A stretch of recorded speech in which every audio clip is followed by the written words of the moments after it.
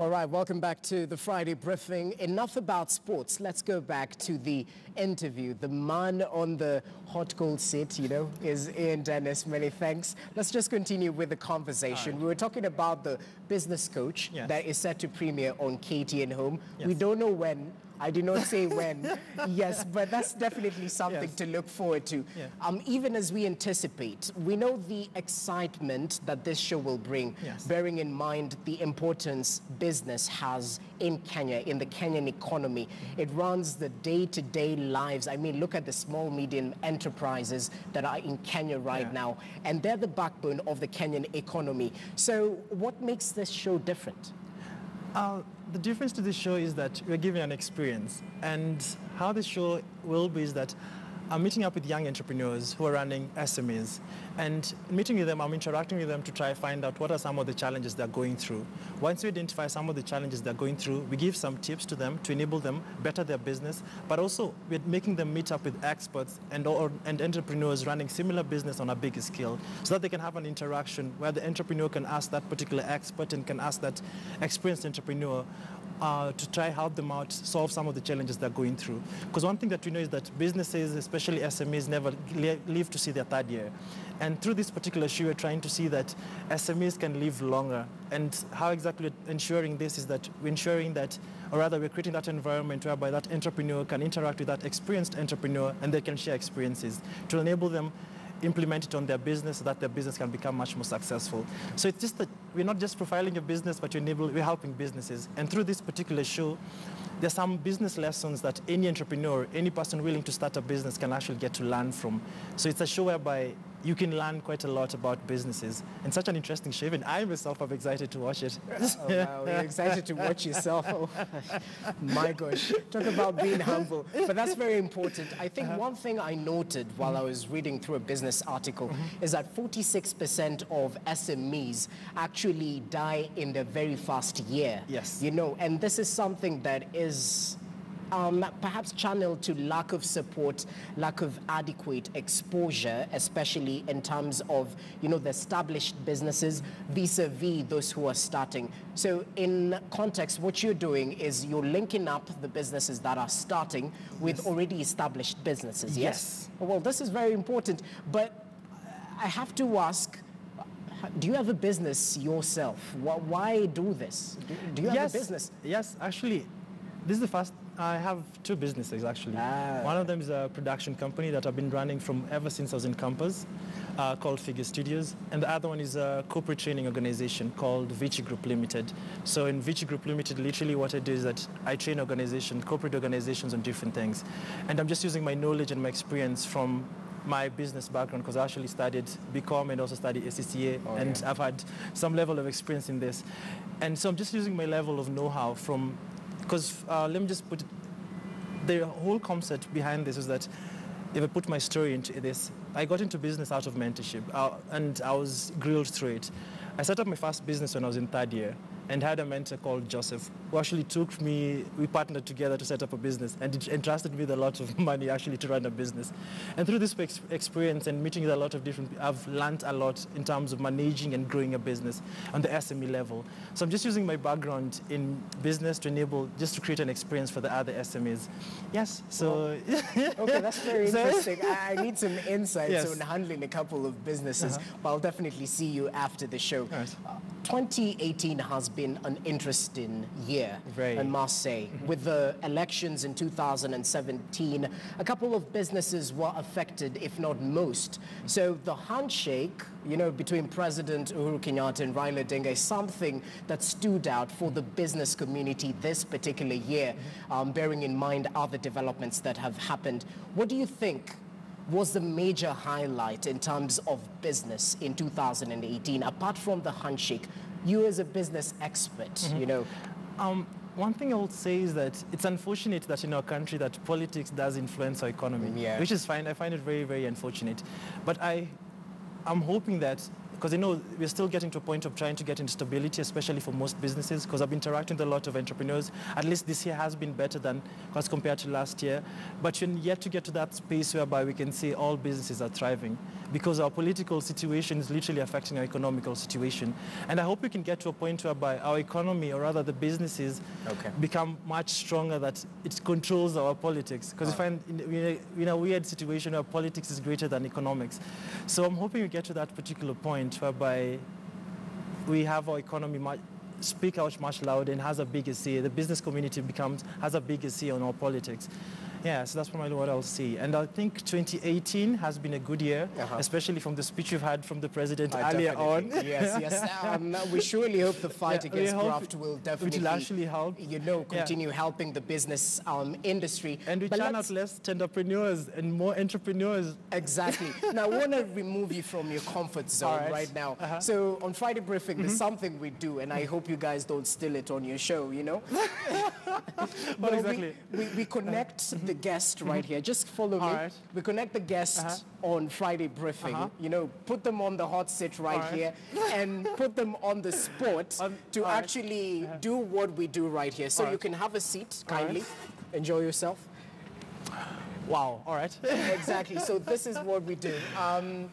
We'll definitely get to read a story right now. All right. Let's see how well you do. And perhaps the Friday Briefing viewers will be very comfortable with how you will handle your show as well. All right. Yeah, so just look at this as a test, and we'll definitely So putting you on the you. test. Okay. All right, interesting. So should I go? Yeah.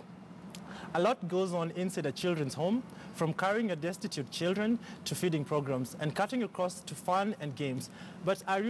But you are soon about to find out the children's care facility is slowly becoming the talk of town in Nairobi's Westlands area. And that's because the children's home is a renowned performance arts center where talent is nurtured and bred.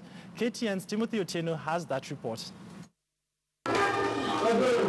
The Blessed Stars Acrobats team is preparing for a performance of a lifetime. The equipment has been set up and the refreshments are ready. And soon enough, they take to the stage. By all extent, the performance is dazzling, from dangling bottles to even a bench, from squeezing through pipes to standing on each other's heads. The crew indeed came out to impress. And their audience is indeed mesmerized. It's a bunch of toddlers and teenagers from the Tushangilie Mtoto Children's Center. All these children have different stories to tell. Some of them have gone through very difficult circumstances, even under the hands of their parents, others in the hands of their relatives, and others in the hands of their neighbors. They have very telling stories, and what we do here is that we help them really forget about what they went through. We give them an opportunity and a chance for them to be children. It's a children's home started in 1994 that is now a performance art center. The man in charge of today's acrobatic performance is James Masharia, who also happens to be among the first ever occupants of this place. He arrived here in 1995 at the age of 2. Wanakuja hapa napiga show, at least pia watoi waone Masha pia yeye alikuwa hapa, na hiyo kitu anafanya yenye sisi tunafanya labda tunaitilia maanani ama tuitilii maanani, yenyewe tunaona inamsaidia. So nikikama hapa kitu hiyo inawape courage sana, wanaona yenyewe even us we can do better. The directors at the Tushangilie Children's Center are taking rehabilitation to a whole new level. Here, the children are taken through a variety of performing art practices that see them learn to play the trombone, the trumpet, do juggling, practice acrobatism, dance, and even tap dance.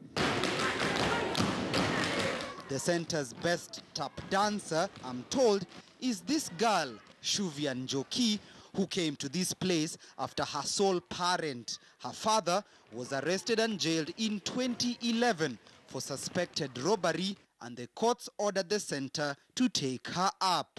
Nilikuwa sad kidogo, but Ilibidi tu nizoe juu nilijua huku tu ndio the only safe place ningekuwa. Her father passed away just recently, and she now spends most of her time here, mentoring the younger ones with the hope that one day they'll be able to stand on their own 2 feet. Na mimi nimetry to take everything positive on the fact that sina wazazi. Most of those taken up here are rescued from harsh conditions with the promise of a better life. And talent development is the only avenue they can use to express themselves best. We don't just send a child away or a young person away just because they have attained the age of 18. We try to make them productive members of our society. So we took them through education, because right here we have from baby class up to class 8. Then we have, we take them to high school. It's not only the kids who benefit from the center. Tushangilie hosts one of the just 5 skate parks located in Kenya. George runs a training program that offers kids classes on how to skateboard. So at least we'll be able to paint the whole park, and the park will be colorful for children, for people who are creative, will come and see. Yes, so the skate park will be really lovely. When it started more than 20 years ago, it had only 45 children. Now, the center boasts of 252 occupants, each determined to ensure their talent is nurtured well enough to change their individual destinies. Timothy Otieno, KTN News. Well, many thanks, Timothy Otieno, for that particular report. Ian Denis, back to you. Do you think my job is easy now? It's interesting. It's interesting. It's interesting, but you need a lot of preparation. You just can't come here and just start reading a teleprompter without preparation. So preparation is key. Definitely. Yeah. There's a lot that happens behind the scenes. Yes. But this being the festive season, as we conclude, what message would you give Kenyans, perhaps in terms of, making merry, too much merry, perhaps the resolutions come 2019, which we know will definitely be a thing. Yeah, well, what message could you give Kenyans? The message I'll give to Kenyans is that let's live as brothers and sisters. I think let's never let politics divide us. Because I think that every 5 years having the politics divide us is just not good. So let's live as brothers and sisters. And sisters, yeah. Let's be happy. Let's live life and let's just be happy. Don't do too much, but let's just live happy. That's very important. Because if you're my brother, let's laugh, let's have fun, and let's continue with the memes. Okay, memes, that's definitely something to look forward to. Many thanks. We'll definitely be looking forward to the show. Thank you next so much. week. The date is undisclosed, so you better stay tuned to KTN Home. Yes. Next week, that is when the show will be premiering with this very important individual, Denis. Many thanks for I making highly time. appreciate for having me. No problem.